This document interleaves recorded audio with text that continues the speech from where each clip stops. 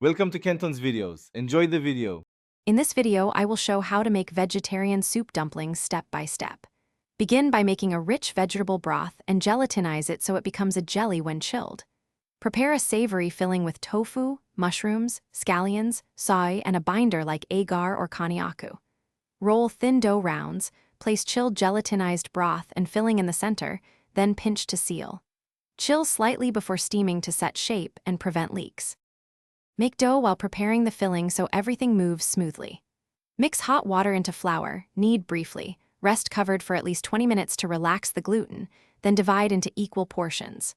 For filling, sauté mushrooms, aromatics, and tofu until reduced, season well, and cool.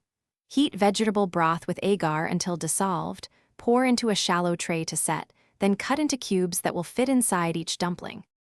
If you are enjoying this recipe, please subscribe and like to help me keep making content. Quick recommendation. Little Trees Black Ice is a fun little product that keeps your car smelling great after long cooking sessions.